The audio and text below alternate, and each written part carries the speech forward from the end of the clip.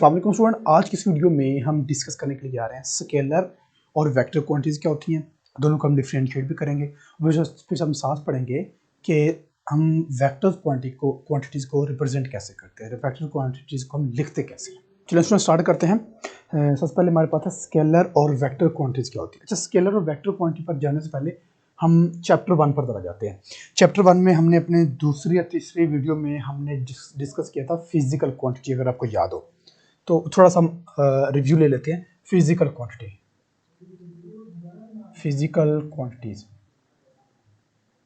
तो physical quantity कौन सी होती हैं? वो तमाम की तमाम क्वांटिटीज जिनको हम मेजर कर सकते हैं। हम कहते हैं जितनी मेजरेबल क्वांटिटी है वो सारी फिजिकल क्वांटिटी, क्योंकि हमने ऑलरेडी पढ़ चुके हैं, उसे रिव्यू ले रहे हैं। और फिजिकल क्वांटिटी को फिर मजीद हमने 2 में कहा था, एक हमारे पास बेस होती है और फिर हमारे पास एक डिराइव्ड होती है। ऐसी है, हमने 2 फिर क्वांटिटीज को मजीद डिस्कस किया था, बेस क्वांटिटी और डिराइव्ड क्वांटिटी। ऐसी है। इसी तरह फिजिकल क्वांटिटी को हम मजीद 2 में और भी डिवाइड करते हैं। एक हमारे पास होती है स्केलर क्वांटिटी और एक हमारे पास होती है वेक्टर क्वांटिटीज। अब हम ये बात करते हैं कि स्केलर क्वांटिटीज कौन कौन सी होती है और वेक्टर क्वांटिटीज कौन कौन सी होती है। सबसे पहले बात करते हैं स्केलर क्वांटिटी। जो स्केलर क्वांटिटी होती है वो ऐसी क्वांटिटी होती है जिसको डिस्कस करने के लिए, जिसको डिस्क्राइब करने के लिए, जिसको हमने किसी दूसरे शख्स को समझाना है के लिए सिर्फ एक चीज की जरूरत होती है और वो होती है मैग्नीट्यूड। पहले हम डेफिनेशन पे लिख लेते हैं, फिर हम इसको एक्सप्लेन करते हैं। The quantities which can describe completely by its magnitude only। ठीक है, तो ऐसी क्वांटिटी जिसको कंप्लीटली डिस्क्राइब करने के लिए हमें सिर्फ और सिर्फ मैग्नीट्यूड की जरूरत होती है, ओनली मैग्नीट्यूड। ठीक है, ओनली मैग्नीट्यूड, उसको हम बोल देते हैं स्केलर क्वांटिटी। अब बात करते हैं मैग्नीट्यूड क्या होती है। मैग्नीट्यूड को हम उर्दू में बोलते हैं कीमत, क्वांटिटी। ठीक है, तो देखिए हम जाते हैं एक शॉप पर, हम शॉपकीपर को कहते हैं जी कि हमें 10 किलो चीनी दे दे। ठीक है, हमें 10 किलो चीनी दे दे। बात समझ आ गई? इतना काफी है उस शॉपकीपर को समझाना? बिल्कुल काफी है। हम एक दूध देने वाली शॉप जाते हैं, हम कहते हैं जी 5 लीटर हमें दूध दे दे। इज इट एनफ के उसको समझ आ चुकी है? अब हमने क्या बोला, बिल्कुल उसको समझ आ चुकी है। अब अगर चले पहले यहीं तक रहते हैं, तो हमने जो बोला ना 5 लीटर, वो 5 जो है ना वो मैग्नीट्यूड है। वो जो 5 हमने नंबर बोला, न्यूमेरिकल वैल्यू, वो हमारे पास मैग्नीट्यूड है। जो हमने बोला ना कि 3 किलो चीनी दे दें या 5 किलो चीनी दे दें, वो जो नंबर हमने बोला 3 किलो या 5 किलो, वो नंबर जो होता है वो मैग्नीट्यूड है। ठीक है, इसका मतलब है कि वजन और वॉल्यूम, लीटर वॉल्यूम होता है, को अगर हमने किसी शख्स को समझाना हो तो अगर उसको हम सिर्फ और सिर्फ नंबर बता देंगे ना कि 5 लीटर दूध है, 10 किलो चीनी है, तो दिस इज एनफ के वो अंडरस्टैंड कर चुके हैं।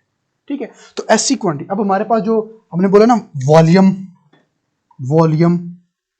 और हमने फिर क्या बोला 10 kg चीनी, केजी मतलब मैस, केजी किसका यूनिट होता है? मैस का। मैस यानी कि वजन, हमने ऑलरेडी पढ़ा हुआ है। तो वॉल्यूम और मैस ऐसी क्वांटिटी हैं जिनको डिस्क्राइब करने के लिए हमें सिर्फ और सिर्फ मैग्नीट्यूड काफी है, एनफ है। हम मैग्नीट्यूड का नाम लेंगे, अगले बंदे को समझ आ जाएगी भाई ये फलां चीज, उसको समझ आ जाएगी। ठीक है, हम बोलते हैं जी हमें आप 10 जो है वो बन दे दें, 10 ब्रेड देते हैं, 10 पैकेट ब्रेड के दे दें। वो जो 10 हमने बोला है that is magnitude, that is number. वो numerical value that is number, that is magnitude. उसको समझ आ जाएगी भी ये 10 ब्रेड हमसे मांग रहा है। ऐसी है। तो ये ऐसी क्वांटिटीज होती हैं जिनको अगर हमें डिस्क्राइब करना है तो सिर्फ और सिर्फ हमें मैग्नीट्यूड, हमें न्यूमेरिकल वैल्यू के जरिए हम डिस्क्राइब कर सकते हैं। ठीक हो गया? अगर हम यूं करें, अब आ जाए एग्जाम्पल एक और पर। कोई हमसे पूछता है जी भाई साहब मैंने कोई एड्रेस बताया, मैंने जी फॉर एग्जांपल मैंने कलमा चौक जाना है, सपोज करते हैं। कैसे बताएंगे वो? हम पूछे मैंने कलमा चौक जाना है, कैसे जाना होगा, एंड आप उसको कैसे कहेंगे? 2 चीजें आप उसको बताएंगे। एक, आप इस तरफ से जाए, मतलब आपने डायरेक्शन बताई है, ऐसी है। दूसरी चीज आप क्या बताएंगे, यहां से 5 किलोमीटर है, क्या कहा आपने, यहां से 5 किलोमीटर है। तो आपने कितनी चीजें उसको बताई हैं, आपने 2 चीजें उसको बताई हैं, एक डायरेक्शन और दूसरी 5 किलोमीटर। 5 मतलब नंबर, न्यूमेरिकल वैल्यू, यानी कि मैग्नीट्यूड, यानी कि आपने उसको 2 चीजें क्लियर की हैं, एक तो न्यूमेरिकल वैल्यू यानी कि मैग्नीट्यूड बताई है जो कि हम ऑलरेडी डिस्कस कर चुके हैं, और दूसरी आपने क्या एडिशनल में चीज बताई है, डायरेक्शन, इस तरफ से जाएं या इस तरफ से जाएं या आगे से अगर राइट हो जाए, आगे से अगर लेफ्ट हो जाए, स्ट्रेट जाएं, तो आपने डायरेक्शन साथ बताई है ना। तो ऐसी क्वांटिटी जिसको कंप्लीटली डिस्क्राइब करने के लिए हमें 2 चीजों की जरूरत होती है, the quantities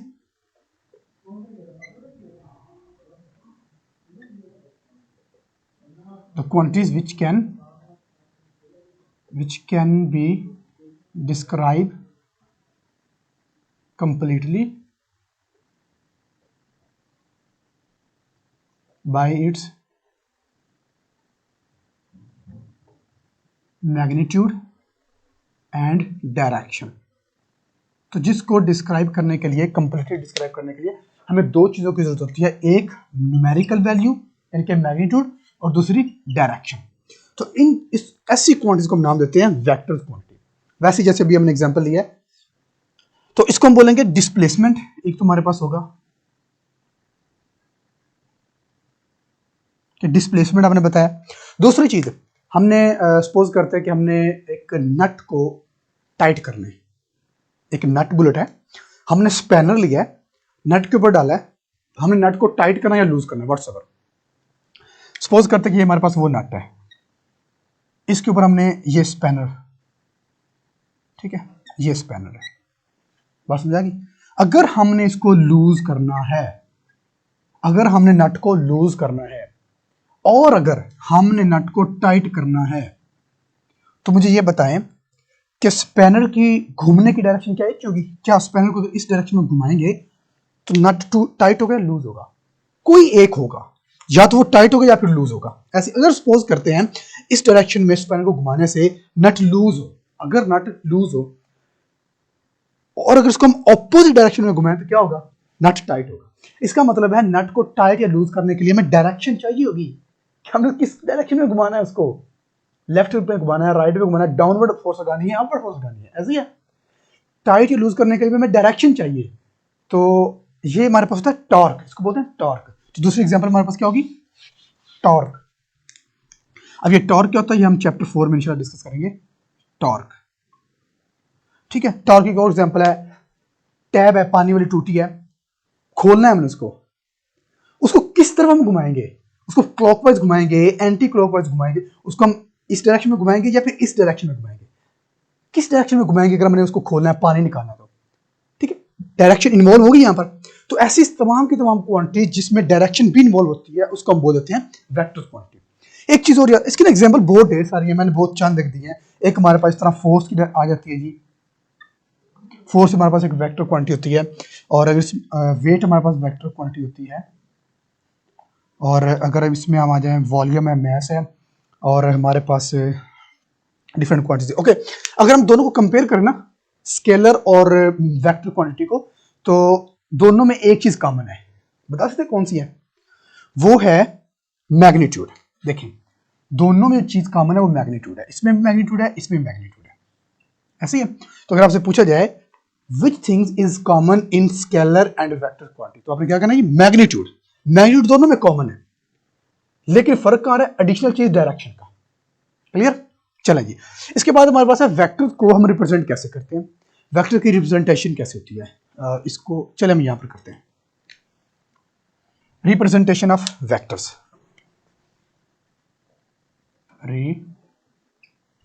representation of vectors. Vectors को रिप्रेजेंट कैसे करते हैं, तो वेक्टर को रिप्रेजेंट करने के हमारे पास 2 तरीके होते हैं। पहला तरीका, पहला मेथड हमारे पास होता है जर्नल मेथड, याद रखना के लिए, जर्नल मेथड। दूसरा तरीका क्या होता है, वो नेक्स्ट पढ़ते हैं। एक होगा जर्नल मेथड, ये हम वेक्टर को रिप्रेजेंट करते हैं कि वेक्टर को हम कैसे रिप्रेजेंट करते हैं। वेक्टर को रिप्रेजेंट करने के 2 तरीके होते हैं, एक होता है जर्नल मेथड दूसरा ग्राफिकल मेथड, वो हम बाद में इसके बाद हम पढ़ते हैं। जर्नल मेथड क्या होता है? जर्नल मेथड एक ऐसा मेथड होता है जिसके अंदर हम, हमारे पास कोई भी वेक्टर है ना, उसको हम अल्फाबेट नेम दे देते हैं। हम सपोज करते हैं कि हमारे एक तो हम वेक्टर को अल्फाबेट का नेम देते हैं। फॉर एग्जांपल हम उसको दे देते हैं जी एफ, फोर्स एफ है, तो एफ हम उस वेक्टर को नाम देंगे, ये वेक्टर हमारा एफ है, ए है, बी है, सी है, कुछ भी हम नाम दे देते हैं। जनरल मेथड के अंदर वेक्टर को रिप्रेजेंट करने का तरीका होता है कि या तो हम इस अल्फाबेटिक को बोल्ड कर दें, इस तरह से।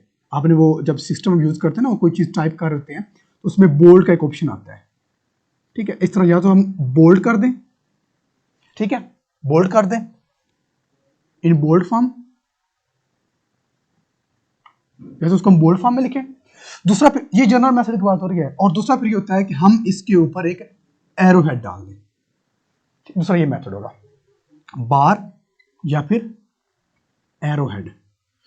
देखिए, खाली एक लाइन भी डाल देंगे फिर भी वो वेक्टर को ही रिप्रेजेंट करेगी। अगर हम लाइन के ऊपर एरो डाल देंगे, तीर बना देंगे, फिर भी वो वेक्टर को ही रिप्रेजेंट करेगी। ठीक हो गया। तो जनरल मेथड के अंदर हम जो डिस्क्राइब करते हैं वेक्टर को, वो या तो बोल्ड फॉर्म में करते हैं या फिर हम बार और एरो हेड डाल देते हैं। Put arrow head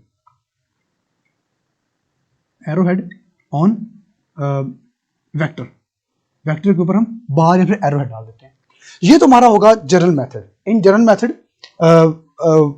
we represent a vector by a bold form of alphabet or we put a arrowhead on the alphabet। ठीक हो गया। दूसरा जो हमारे पास मेथड होता है वो हमारे पास होता है जी ग्राफिकल मेथड। ग्राफिकल मेथड, एक चीज याद रखें, जो ग्राफिकल मेथड होता है ना, ये ज्यादा इंपॉर्टेंट है। ये अक्सर क्वेश्चन में आपसे पूछा जाता है, how can we represent a vector graphically, कि हम ग्राफिकली वेक्टर को कैसे रिप्रेजेंट करते हैं, ये इंपॉर्टेंट है। अब ग्राफिकली अगर हमने किसी वेक्टर को रिप्रेजेंट करना है तो याद रखें, हम लाइन सेगमेंट लेते हैं। हम क्या करते हैं? By line segment. Line segment में क्या होता है? एक मेजर की हुई कोई भी लाइन ले लेते हैं, उस लाइन के, सपोज करते हैं हम ये लाइन ले लेते हैं, उस लाइन के एक साइड पर हम एरो डाल देते हैं। अब जो एरो होता है वो रिप्रेजेंट करता है डायरेक्शन को। Arrow present direction. अब एरो जो होगा, इसको हम कह देते हैं ए है और इसको हम कह देते हैं बी है। अब जो एरो हेड है, एरो हमने बनाया है बी वाली साइड पर, हम ए वाली साइड पर बना सकते हैं, डिपेंड करता है हमारी डायरेक्शन किस साइड पर है। तो जो एरो होगा वो रिप्रेजेंट करेगा डायरेक्शन को, और जो लेंथ होगी, लेंथ ऑफ लाइन, जो लाइन की लेंथ होगी वो प्रेजेंट करेगी मैग्नीट्यूड को। ठीक हो गया, बात समझ आ गई। फॉर एग्जांपल हम इसकी एग्जांपल ले लेते हैं। वो कहता है जी कि हमारे पास 5 न्यूटन फोर्स है, एफ हमारे पास 5 न्यूटन है, और वो है जी वेस्ट में, वेस्ट डायरेक्शन में। अगर सपोज हमारे पास ये वेस्ट बनता है तो इसमें कैसे करेंगे?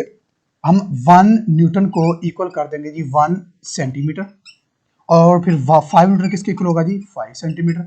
अब हम 5 सेंटीमीटर की लाइन लगाएंगे, ये 5 सेंटीमीटर की लाइन लगा दी। ये डायरेक्शन वेस्ट की है तो हम इस साइड पर एक एरो बना देंगे, ये हमारे पास हो जाएगा ए, ये हमारे पास हो जाएगा बी। तो हम कहेंगे जो ए बी है ये रिप्रेजेंट कर रहा है वेक्टर को।